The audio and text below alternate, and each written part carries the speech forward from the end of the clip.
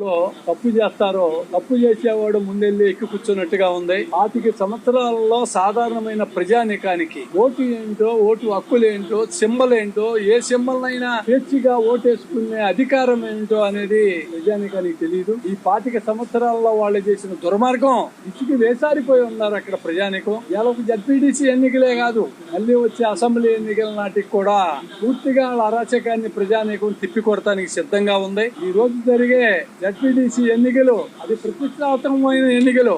ఆ ఎన్నికల్లో ప్రజలకు స్వేచ్ఛ దొరికింది. స్వేచ్ఛగా వెళ్లి వారి యొక్క ఓటు హక్కును వాళ్ళకి కావలసిన చెమ్మల మీద వేసుకునే అవకాశాన్ని మన ముఖ్యమంత్రి, గౌరవ ముఖ్యమంత్రి చంద్రబాబు గారి నాయకత్వంలో మరి స్వేచ్ఛగా ఎన్నికలు జరిగేటట్టుగా చేశారు.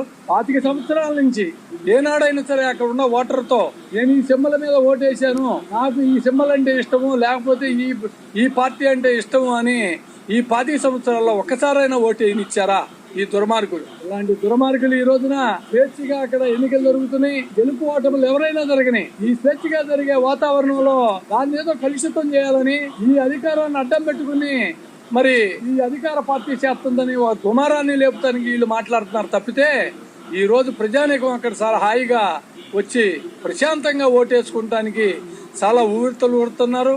బ్రహ్మాండంగా ఓటింగ్ జరుగుతుంది. మంచి తీర్పును కూడా ఇస్తారు అక్కడ. తప్పనిసరిగా వీళ్ళు చెప్పే మాటలు, వీళ్ళు చేసే పనులు గత 25 సంవత్సరాలుగా వాళ్ళ అరాచకాన్ని చూసి వేసారిపోయి ఉన్నారు అక్కడ ప్రజానీకం. ఈ రోజు స్వేచ్ఛగా ఓటేసుకుంటానికి